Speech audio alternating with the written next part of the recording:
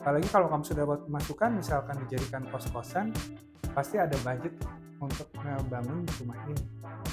Kalau kamu buat lantai 2 pun menjadi kantor, itu cocok banget buat kamu yang terutama punya contohnya startup yang sedang berkembang sekarang.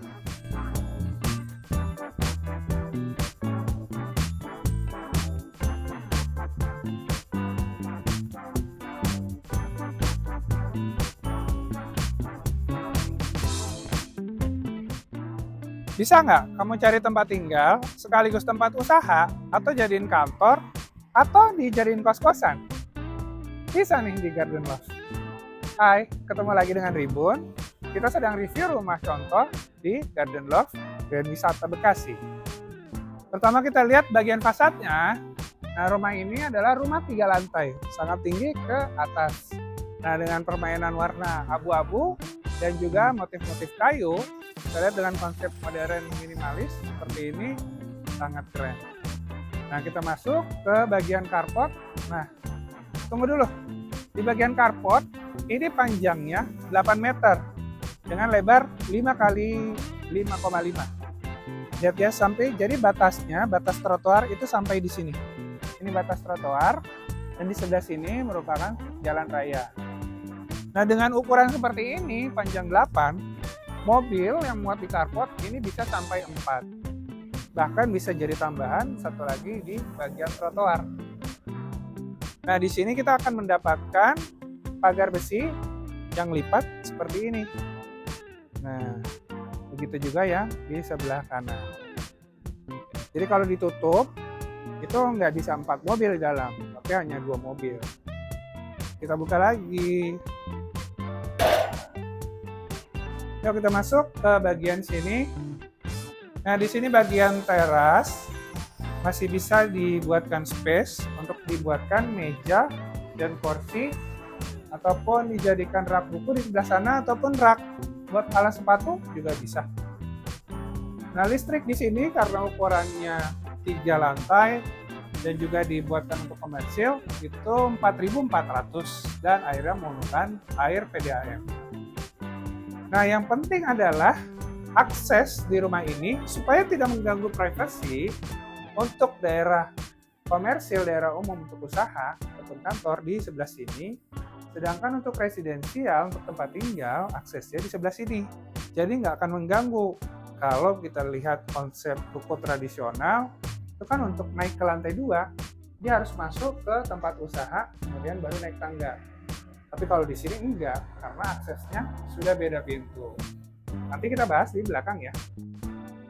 Dan juga ada tambahan, karena ini semenjak zaman COVID WFH dulu, dibuatkan wastafel di depan.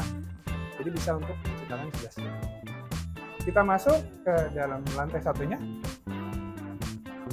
Sebelum kita masuk, mau jelaskan dulu sedikit tentang pintunya. Karena dengan konsep ketinggian seperti ini akan kelihatan sangat mewah. Karena pintunya tinggi sekali. Dan bahannya juga sudah dibuat dari solid engineering. Yuk kita masuk. Nah, di sini contohnya dijadikan konsep untuk menjadi coffee shop. Nah, kalau untuk coffee shop, di sini terdapat ruangan untuk karyawan ataupun meja kasir. Di sini pun ukurannya masih muat untuk 2 orang. Ini kalau contoh kamu jadikan untuk coffee shop ya. Nah, dengan ruangan sebesar ini lebarnya 5,5 dan panjangnya untuk ruangan ini 5,5.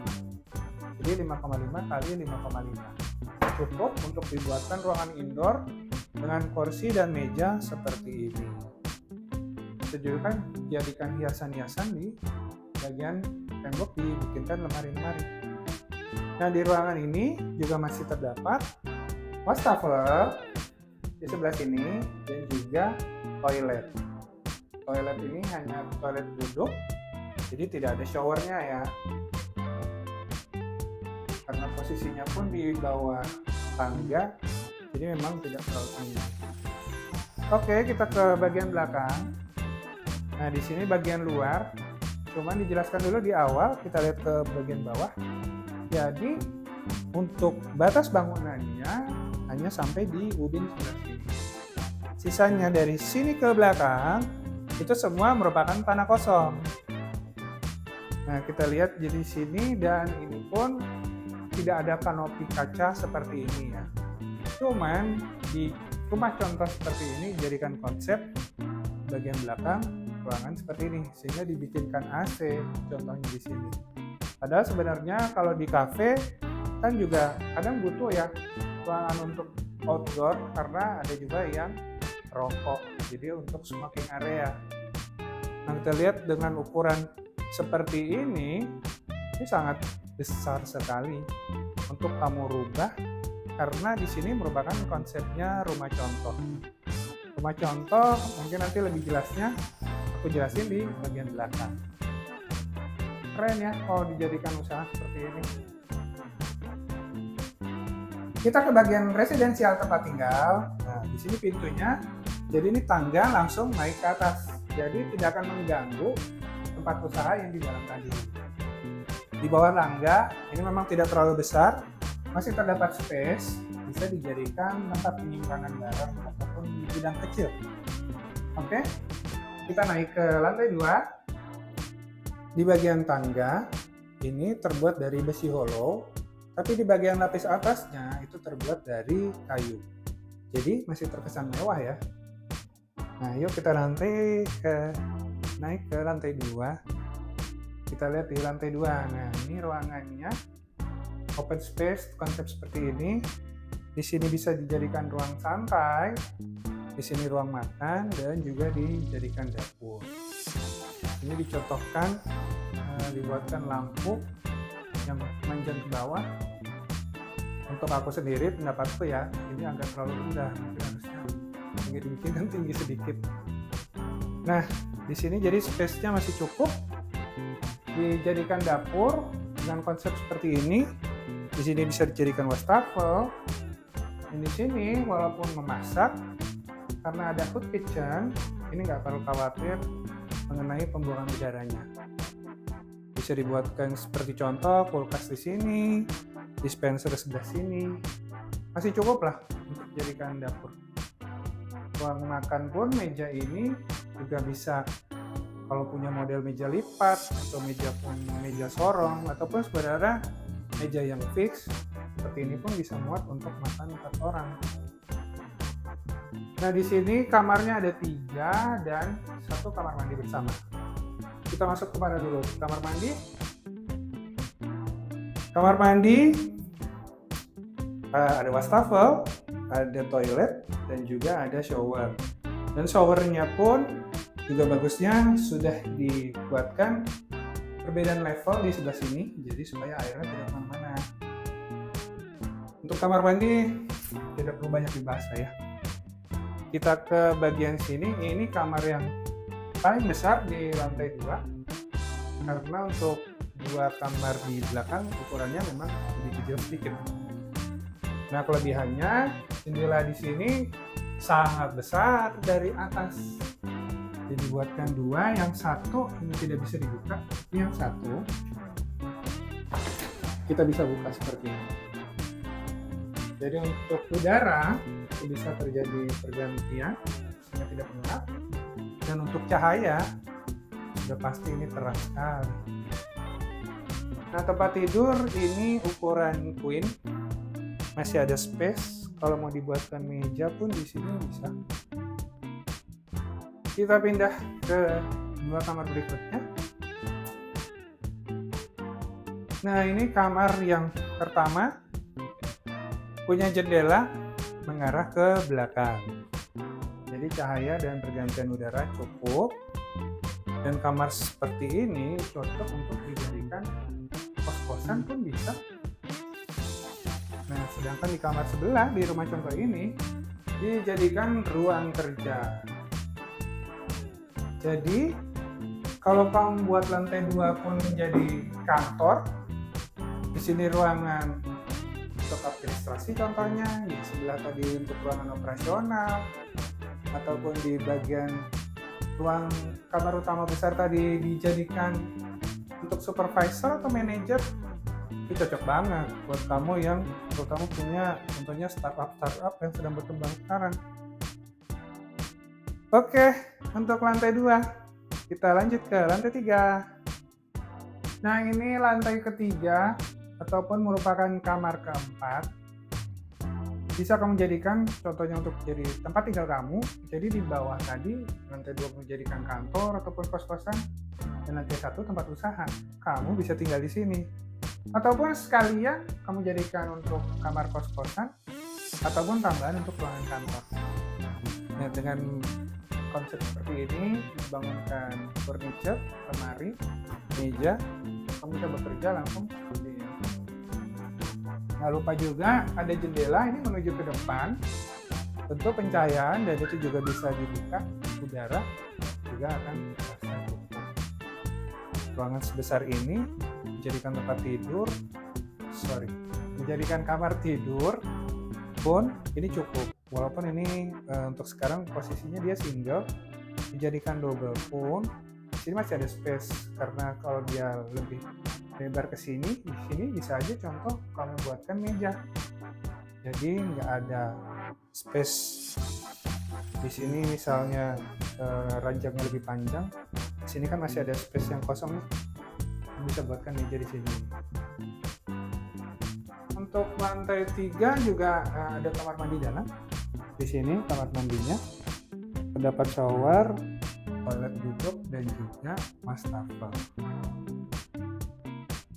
Oke, keren kan? Kita bahas berikutnya di bawah ya. Dan sekarang aku mau coba jelasin mengenai konsep rumah tumbuh dan review jujur kekurangan dari sudut pandangku.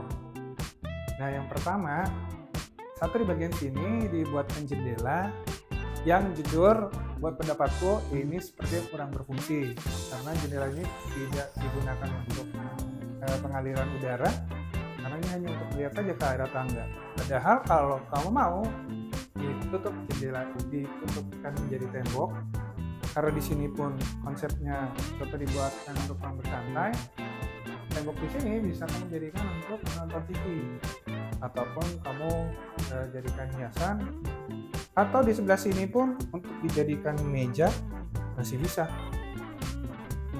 Itu satu mengenai kekurangan dari pendapat pribadiku ya. Yang kedua, kalau kamu perhatikan untuk tempat tinggal karena lantai 2 dan 3 seperti ini, dan konsepnya sudah ruangan tertutup semua, untuk menjemur pakaian juga mungkin akan menjadikan PR. Ya, itu sih review dari sudut pandangku.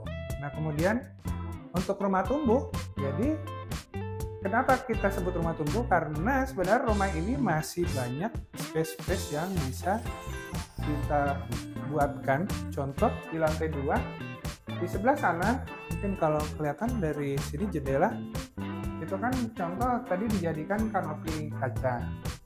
Padahal sebenarnya kalau itu dijadikan dak-dakan, lantai 2 ini jadi bisa menambahkan ruang panjang ke belakang. Begitu juga dengan lantai 3, karena itu hanya satu kamar untuk saat ini. Padahal kalau misalnya ini diperpanjang ke belakang, maka akan ada space juga di lantai 3 untuk diperpanjang. Bahkan perkiraanku sendiri itu bisa dibuatkan 4 kamar lagi. Jadi total di lantai 3 bisa jadi 5 kamar.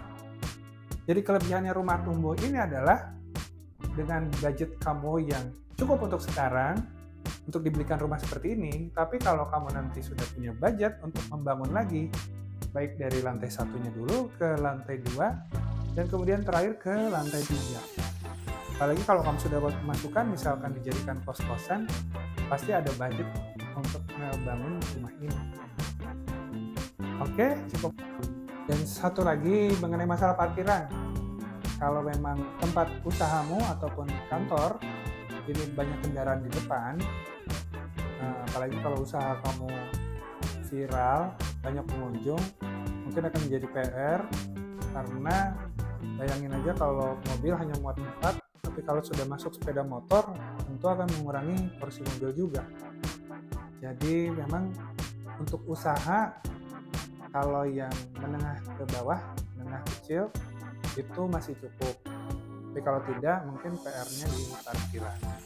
Tempat ini sangat strategis karena berada di Jalan Utama Grand Wisata Bekasi, yang berada di samping klaster Water Garden dan juga di seberang klaster Lemonade Garden. Jadi nggak perlu khawatir untuk lokasinya.